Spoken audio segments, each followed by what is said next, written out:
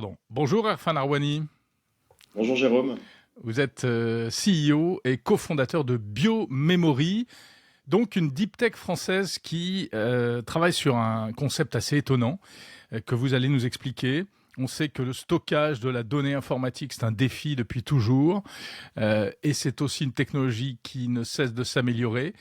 Il est donc possible aujourd'hui, ou il sera possible dans le futur, de stocker de la data sur de l'ADN. Vous pouvez nous expliquer ça?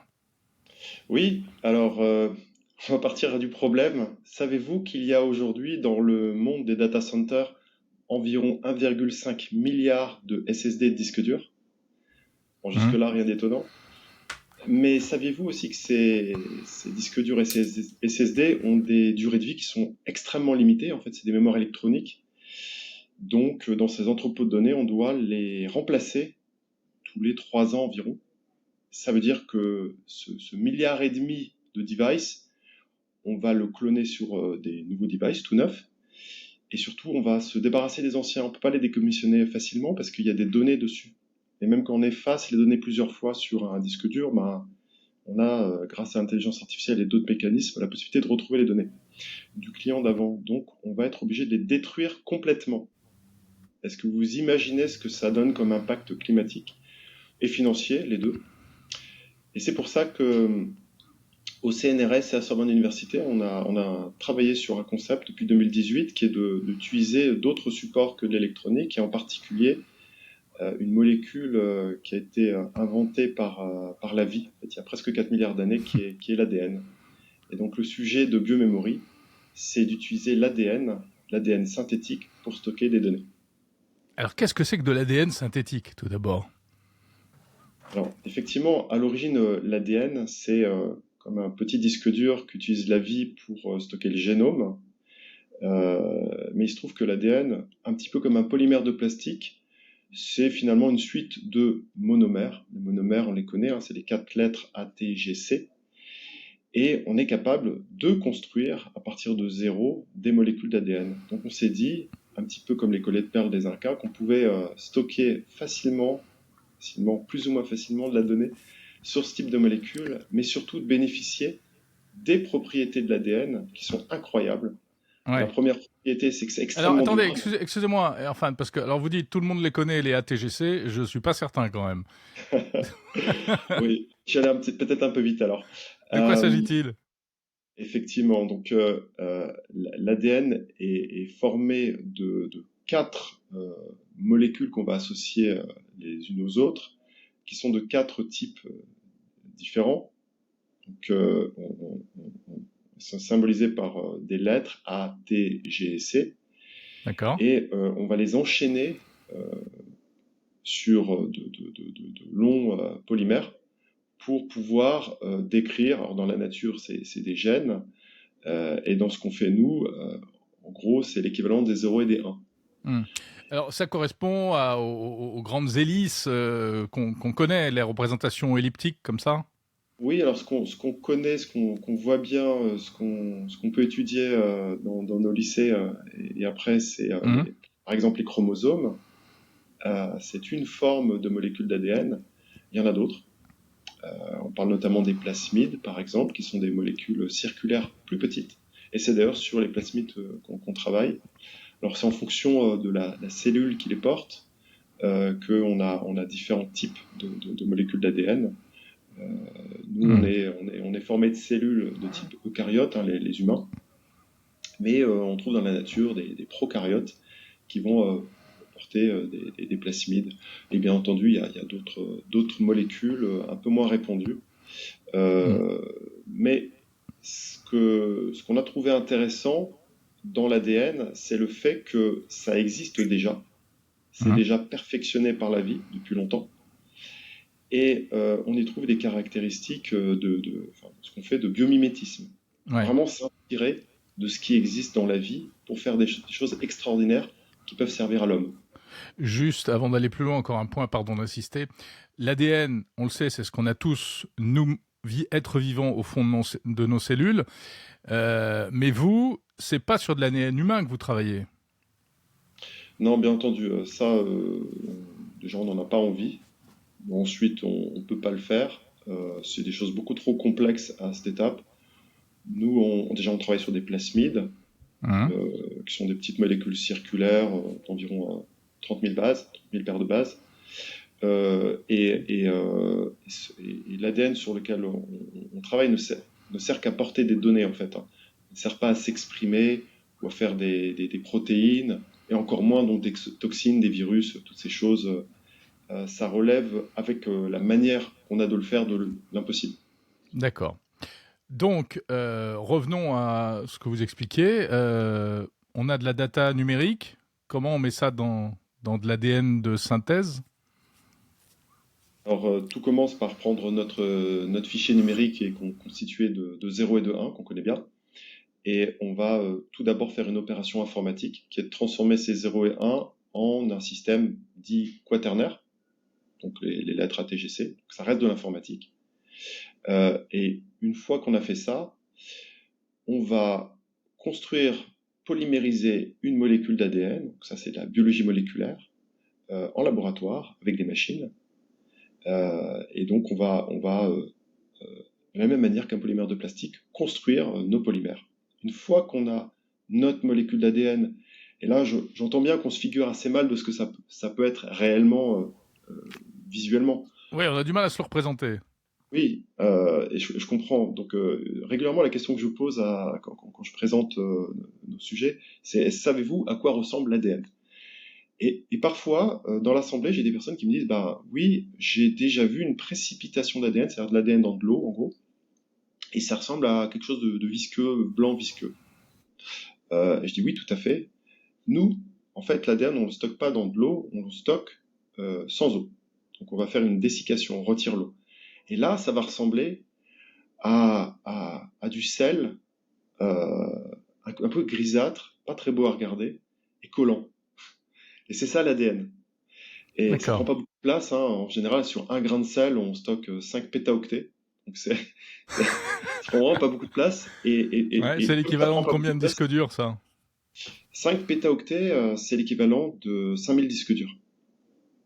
Donc Ça fait une 5000 grosse clé disques durs USB, dans un hein. grain de sel. Ouais. Ah oui, ça fait une très très grosse clé USB. En fait, il y a aucun, aujourd'hui, il y a aucun support de stockage unitaire qui fait 5 pétas. Le plus gros, c'est probablement de la bande magnétique, et ça fait 18 Tera. La plus grosse bande magnétique, on doit prendre une dizaine d'heures pour la lire, je pense, fait 18 Tera. Et après, il y a des disques durs qui font 8 Tera. Alors ça change un peu tous les jours, mais je crois qu'on a 8 Tera actuellement dans certains data centers. Et ce grain de sel, donc, bah, on va pas le laisser comme ça sur la table, on va le mettre dans quelque chose, on va faire ce qu'on appelle la préservation, on va le mettre dans une boîte. On utilise actuellement un support sur lequel on peut communiquer, qui est un cylindre en métal. Alors, je sais que c'est un podcast, mais je sais on peut aussi rediffuser. Allez-y, on a Vidéo. l'image, là. Voilà, on a l'image. Donc voilà, ça c'est un exemple. Donc c'est un petit cylindre dans lequel Ouais. il y a juste un grain de sel, donc c'est très grand. C'est juste parce que je dois pouvoir le tenir, pas le perdre. Je pourrais le remplir effectivement de grains de sel jusqu'au bout. Là, ça ferait 4 hexaoctets. Wow. On est vraiment dans des dimensions qui sont assez incroyables. Donc là-dedans, Et vous mettez l'équivalent de... si on veut, 4 hexaoctets. Alors, un hexaoctet, donc c'est la dimension d'après. C'est un hexa, c'est 1000 pétas. Donc on parle de 1 million de disques durs, donc 4 hexa, 4 millions de disques durs d'ordinateurs. Mhm. Oui, on est vraiment. Pour l'expliquer simplement, quand j'ai de la mémoire électronique, on parle de à peu près 1000 atomes, 1000 atomes, 1 million, 1 million d'atomes pour avoir une unité d'information en 0 à 1 sur une surface plane. Avec l'ADN, c'est 50 atomes pour une unité d'information en 3D. Donc ça change les échelles dans tous les sens. C'est Hmm. très difficilement comparable. Incroyable. Évidemment, on travaille sur d'autres supports de préservation. Alors celui-là, c'est un support qui dit rien aux informaticiens. On travaille sur la version informaticienne du sujet, facilement accessible, facilement préhensible, utilisable par des machines, etc., etc. Et une fois qu'on a ça, ben, pour aller relire mon ADN, je vais ouvrir mon support. Certains sont à usage unique, d'autres pas. Et je vais relire grâce à un séquenceur. Un séquenceur, c'est Ok. quoi? Une petite machine qu'on peut brancher sur un ordinateur. Certains sont équipés directement d'ordinateur, mais on peut le brancher. Est-ce que j'ai un morceau de séquenceur, mais en gros, c'est pas plus grand qu'une clé USB. D'accord. Voilà. C'est vraiment la partie qui séquence, hein. C'est des circuits de microfluidiques. Ouais, Et voilà, c'est bien. l'équivalent d'une petite carte de circuit imprimé, hein, de la taille d'une grosse Ah, clé USB. c'est ça, et ça devient tellement petit que là, les sociétés qui en fabriquent sont en train de les intégrer au téléphone. Ils sont capables de le faire. Donc, on peut imaginer que ce sera pas plus grand qu'un doigt, hein, qu'un bout de doigt. Donc, c'est vraiment, c'est des choses qui sont très maîtrisées, qui vont Ouais. assez vite. Et puis, grâce à mon séquenceur, j'ai réobtiens ma suite de lettres ATGC et je vais les reconvertir en binaire. Donc, ça paraît des opérations compliquées, mais finalement, c'est très maîtrisé. Et ça se fait suffisamment vite pour pouvoir être utilisé dans un système informatique? Aujourd'hui, la lecture, oui, et l'écriture, non. Et donc, c'est le défi, effectivement, que s'est lancé Biomemory. Il y a 3 gros challenges. Le prix, c'est extrêmement cher pour le moment. Nous, on a des hypothèses de travail, des technologies pour baisser le prix d'un facteur de plusieurs milliards grâce à la biologie de synthèse. On pourra y revenir si vous le souhaitez. Le deuxième, effectivement, c'est le débit. Et le troisième challenge, c'est l'intégration elle-même. C'est-à-dire avoir un produit qui est utilisable directement en entrepôt de données. Et c'est vraiment là-dessus qu'on se concentre. Fournir une machine qui est rackable en data center comme les autres machines et qui n'est pas différente visuellement et qui fonctionnera d'apparence en tout cas comme les autres. Sauf qu'à l'intérieur, il y aura un cœur d'ADN, ADN synthétique, sans être vivant, sans rien, c'est juste de l'ADN. Pas besoin de source d'énergie? Alors pour la polymérisation, si, mais c'est pas énorme. Et Ensuite, pour pour le la stockage? préservation, zéro. Absolument zéro, c'est neutre. C'est-à-dire que je peux dimensionner la durée de vie de mon ADN à peu près comme je le veux. Là, dans la petite capsule, c'est 50 000 ans. Mais on peut dimensionner à 1 million d'années si on veut. C'est-à-dire à l'échelle de l'humanité, on n'est plus obligé de faire ce qu'on fait actuellement en data center, c'est-à-dire remasteriser tous les 3 ans mes supports. On peut stocker indéfiniment et on peut imaginer euh, pas mal de choses qu'aujourd'hui qui sont critiques, notamment pour le gouvernement français, pour l'État français. On parle des essais nucléaires qui ont eu lieu il n'y a pas si longtemps que ça, mais dont les données sont très importantes. On n'a pas envie de refaire les essais nucléaires, c'est terminé. Il faut absolument conserver ces données. Aujourd'hui, c'est sur des bandes qui sont dupliquées plusieurs fois et remasterisées tous les 3 ans. D'accord. C'est Il y a un exemple, il y en a plein d'autres. Ouais, à chaque fois, il y a toute une stratégie de sauvegarde. On sait que même les réseaux sociaux, Facebook et autres, stockent les données sur des bandes aussi et sont donc Oui, obligés. tout à fait. On peut parler Mhm. de l'exemple Google. Google, je crois que c'était en 2018. Pardonnez-moi si je me trompe sur la date, mais c'était vers 2018. 300 000 comptes ont disparu suite à une mauvaise manipulation en production. Ils sont allés chercher les comptes et les données des comptes sur des bandes. Ouais. Ça, c'est Google. Alors, cette technologie, elle serait plutôt faite pour ce qu'on appelle du backup, c'est-à-dire c'est de la sauvegarde, c'est ça? Cette technologie est faite particulièrement aujourd'hui, en tout cas designée pour du stockage froid. Donc dans le stockage froid, on a pas mal de choses, dont l'archivage. La définition qu'on a de l'archivage, c'est des données dont on ne sait pas à l'avance lesquelles on va avoir besoin et dont on va en moyenne relire 1% tous les 3 ans.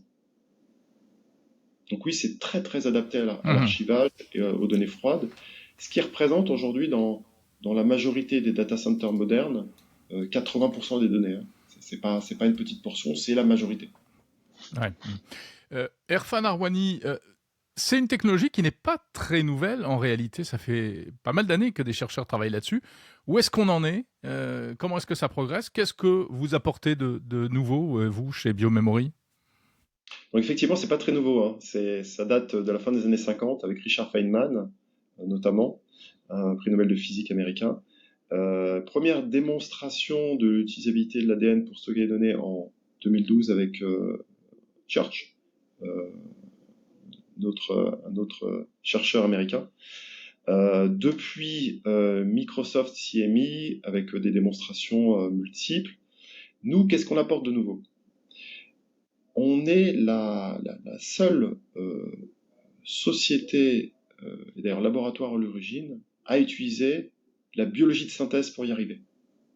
C'est-à-dire que jusqu'à présent, tout ce qui a été fait dans le domaine utilisait ce qu'on appelle la chimie des phosphoramidites, et plus généralement la chimie, donc la chimie organique, donc des solvants, donc des produits qui sont plutôt chers, plutôt difficiles à manipuler, dangereux, et qui ont un impact climatique qui est important. Alors pas quand on manipule de tout petits volumes, pour faire un peu de données, mais quand on en fait beaucoup pour un data center, ça devient insurmontable. Et donc la biologie de synthèse, c'est faire fi, arrêter avec la chimie organique, et se dire qu'on va utiliser les mécanismes qui existent dans la vie, alors pas la vie elle-même, mais des mécanismes, s'en inspirer et les réutiliser à notre avantage pour faire quelque chose qui utilise moins d'énergie, utilise moins de ressources, et donc coûte finalement beaucoup moins cher à la sortie. D'accord. Et donc, quand vous dites beaucoup moins cher, ça veut dire que ça pourrait être utilisé concrètement quand? Est-ce que c'est actuellement utilisé ou bien on parle encore au futur? C'est actuellement utilisé pour des concepts qui relèvent plus de la preuve de concept. On est dans de la maquette. Oui, ça remplace pas les bandes dans les Non, centres de stockage dont on parlait tout à l'heure. non, notre premier client, c'est les archives nationales. Mhm. Donc on a stocké des textes, des petits textes. C'était plus pour la démonstration, le rôle social. Donc on a stocké officiellement des textes aux archives nationales. On a 2 groupes internationaux qui nous ont fait des commandes pour tester des choses chez eux. Réellement, si maintenant je veux équiper les 10 millions de data centers dans le Voilà, monde, c'est ce que j'allais dire. Je vais vous poser la question. À quelle échéance est-ce que ça pourrait réellement remplacer les disques durs dans les data centers? notre objectif, c'est 2030. 2030. Donc c'est pas demain, c'est dans 7 ans. Dans 2030, on pense être capable de livrer les premières machines intégrables dans le data center qui peuvent stocker des exaoctets. Voilà, ça, Est-ce que, ouais. c'est une première date que je peux donner. Est-ce que ça règle également le problème de la consommation énergétique due aux besoins en refroidissement? Est-ce que c'est un système qui a besoin d'être refroidi comme les racks actuels? Et donc, on sait que c'est très consommateur d'énergie. Donc c'est une bonne question, effectivement. Non. L'ADN n'a besoin d'aucune source d'énergie extérieure, ni pour réguler l'hygrométrie, ni la température, ni quoi que ce soit d'autre. Ce qui signifie que je peux mettre mon ADN où je veux sur Terre, à moins 80 comme à plus 80, ça se conserve. Ça, c'est une bonne chose. Surtout que quand on connaît les chiffres de consommation énergétique des data centers, ça peut être intéressant de faire des efforts. Les experts s'accordent à dire qu'en 2030, on sera à 13% des consommations d'énergie par les data centers dans les pays développés. C'est-à-dire que sur 100% d'énergie que je produis dans un pays, 13% pour un data center. C'est plutôt énorme et c'est intéressant de faire des efforts. Mais ça ne pourrait pas remplacer les disques durs qu'on utilise au quotidien pour des accès immédiats. Je veux dire, c'est pas... Ça permet pas par exemple à une entreprise de stocker directement les données dont elle se sert tous les jours.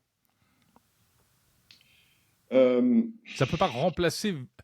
Est-ce qu'avec ça on va se passer complètement des disques durs? Alors, à court terme, non. C'est sûr que non. Je dirais même jusqu'à 2040, ça me paraît assez difficile d'imaginer qu'on va se séparer des mémoires rapides au profit de mémoire sur ADN. Maintenant, on peut jamais prédire l'avenir. Il y a beaucoup de choses qui se passent. Quand on a eu notre premier disque dur dans les années 50, on s'est dit qu'est-ce que c'est que ce truc-là? C'est lent, c'est lourd, c'est cher. Ça faisait la taille d'un piano et ça tenait... Plus gros qu'un piano, ouais. Plus gros qu'un piano et ça contenait moins de données qu'une toute petite clé USB. Ouais, ça contenait même pas 10 mégas, je crois 5 mégas à l'époque. Pas grand-chose. C'était un produit IBM, enfin... C'était difficile d'imaginer. Les premiers SSD dans les années 80, on se disait aussi c'est pas solide, ça tiendra jamais rien du tout, on peut pas mettre ça en salle technique. Voilà, des disques durs non mécaniques, des mémoires flash. Voilà, donc il y a ces concepts-là, on ne sait pas vraiment dire à l'avance ce qui va se passer. Et en même temps, on voit bien que l'informatique se spécialise. Et donc, c'est effectivement, si je veux faire du jeu vidéo, lire sur l'ADN, c'est un peu compliqué. Il y aura un peu de lag. J'ai pas besoin d'une réponse dans la seconde, dans la milliseconde, plutôt dans la milliseconde. qu'est-ce qui m'empêche de faire du calcul massivement parallélisé sur ADN et d'avoir la réponse dans une minute? Là, ça devient cohérent. Ouais. Pour l'intelligence artificielle, l'entraînement le Oui, stockage c'est très cohérent. des big C'est- data, ça a du sens. Je pense que ça a énormément de sens puisque l'ADN, alors là je suis obligé de revenir vers la vie, Mhm. euh, une cellule type Escherichia coli, les Escherichia coli de laboratoire, qui sont des bactéries absolument maîtrisées depuis des dizaines d'années et qui ne sont pas du tout un problème, au contraire. Elles nous Ah permettent de oui. travailler dans tous les laboratoires du monde, oui. Ouais. Mais qui Euh, donnent des maladies pour l'être humain. non, certaines familles, en fait, il y a des familles de Mhm. bactéries Escherichia coli qui donnent des maladies, d'autres qui sont des bactéries de laboratoire, qui servent à faire des manipulations de tous les jours. Et les laboratoires, il y en a des millions dans le monde. Euh, on pourrait imaginer qu'elle puisse travailler pour nous, faire des calculs. Pourquoi? Parce qu'une bactérie, elle est capable de recevoir différents signaux. Ça peut être des signaux lumineux, des signaux de pH, de température, plein de choses différentes. Et elle utilise comme support de stockage l'ADN. Donc on peut tout à fait imaginer fournir de l'ADN en entrée à une cellule et qu'elle nous réponde. Là, comme ça, on se dit, bon, c'est pas grand-chose, mais une piscine Mhm. olympique de cellules représenterait largement plus que tous les supercalculateurs du monde réunis fois 1000. Et donc, on pourrait faire des calculs assez intéressants. Mais ça encore, c'est une vision plutôt 2040, 2000. Voilà, on est loin. On est Mhm. très loin. Et c'est Enfin, on n'est possible. pas si loin que ça. 2040, c'est pas si loin non plus. Hein. Oui, À 17 ans. l'échelle de... Ouais, bien sûr. À l'échelle de l'industrie, c'est loin, mais à l'échelle de la recherche, c'est pas énorme. Mais effectivement, ça nous permettrait éventuellement de nous passer des calculs qu'on fait aujourd'hui avec du GPU, GPU spécialisé ou pas, pour l'IA, et d'arriver à faire mieux Mhm. pour quelque chose finalement qui consomme infiniment moins. Ouais. En termes de sécurité, Erfan Arwani, est-ce que les stockages sur ADN que vous développez chez Biomemory offrent plus, moins ou le même niveau de sécurité qu'un stockage classique traditionnel? Alors ça a été un point d'attention jour 1 chez Biomemory. On s'est pas dit, bon, on verra la sécurité après, on a commencé par la sécurité. Parce qu'on s'est dit que avec tout ce qui se passait dans le monde, c'était intéressant au moins de se poser la question. Et en se posant la Hum. question, on s'est dit, bah, tiens, on peut mettre des verrous de manière plutôt efficace pour que l'ADN ne puisse pas s'exprimer. Donc classiquement, l'ADN s'exprime comment? On va avoir d'abord une traduction en ARN, puis l'ARN va donner de la protéine. Moi, je suis informaticien, donc ne me demandez pas non plus d'aller vous expliquer comment fonctionne la biologie moléculaire, mais en gros, il y a ces deux étapes. Euh, et donc, ce qu'on a installé dans le code de Biomemory, c'est des verrous qui permettent de faire le minimum d'ARN possible. Donc, on parle de promoteurs sigma sur l'ADN. Donc, ils sont étouffés. Et ensuite, si jamais il y avait un petit malin qui essayait quand même de faire de l'ARN, on y a placé des codons stop. Donc, c'est des marqueurs qui servent à dire non, non, tu t'arrêtes là, tu t'arrêtes de traduire. On a placé partout et de manière désynchronisée. Et on a éliminé les codons start. Ce qui sert à démarrer la production de la protéine. Donc en fait, même si il y avait des biohackers avec des volontés plutôt négatives de faire du mal à l'humanité ou autre, bah, ils ne pourraient rien faire de notre ADN. Ils seraient obligés de repartir de zéro finalement, de pas utiliser Biomemory, d'utiliser autre chose. C'est-à-dire Euh, qu'ils ne pourraient pas lire les données qui sont encryptées dans vos grains de sel, c'est ça que vous voulez dire? Peuvent lire la donnée Ouais. parfaitement, ça ne sert qu'à être lu en fait. Ok. Mais ils ne pourraient pas mettre ça dans Écrire? une machine Ah, et dire bah, en modifiant l'une ou l'autre base, je vais obtenir une toxine. Ça ne peut pas fonctionner. C'est designé pour que ça ne puisse pas donner la moindre protéine, donc la moindre toxine ou un virus. Alors, d'accord. c'est très difficile de rentrer dans les détails parce que là, on fait Bien sûr, réellement bien de la sûr. biologie moléculaire et du génie génétique, Hum, hum, euh, hum.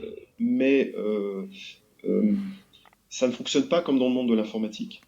Et il suffit de réglages très précis pour que les enzymes de la vie ne puissent pas intervenir. Ok. Non, non, je comprends. Question bêta, ça ressemble à quoi une machine qui permet d'écrire sur un grain de sel? Alors aujourd'hui, ça ressemble à une suite de robots sur 150 mètres carrés. Ah oui, quand même. Oui, mais on fait pas que de la biologie chez nous, on fait aussi du hardware. Donc on crée des circuits, on utilise de la microfluidique. Je ne vais pas rentrer plus dans les détails, mais on utilise des circuits de microfluidique. En gros, c'est des petits canaux qui transportent des fluides avec donc les morceaux d'ADN dedans qu'on va assembler. Et, et donc on est en train de réduire ces 150 mètres carrés à l'équivalent de 4 rues dans un data center, donc les boîtes à pizza, les fameuses boîtes à pizza, comme si on en empilait 4. Donc ça ressemble à Impressionnant. ça.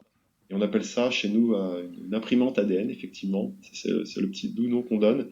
Et ce qu'on met dedans pour faire les molécules ADN, on appelle ça l'encre à ADN. Et C'est ces pas pigmenté. dispositifs, Pardon? et donc ces dispositifs sont déjà vendus, mais plutôt pour faire des preuves de concept, c'est ça? Alors aujourd'hui, on produit en interne. On n'a pas encore vendu de hardware parce que c'est pas encore suffisamment solide pour que ça puisse être vendu à l'extérieur. Mhm. Comme on sait, le hardware, c'est quelque chose de très compliqué. C'est pas parce qu'on arrive à fabriquer une machine qu'on arrive à en fabriquer deux. Et c'est pas parce qu'on arrive à en fabriquer deux et qu'on les place chez les clients qu'on arrive à en faire le support. Oui, bien sûr. Les imprimantes à ADN. Merci beaucoup, Erfan Arwani, CEO et cofondateur de Biomemory.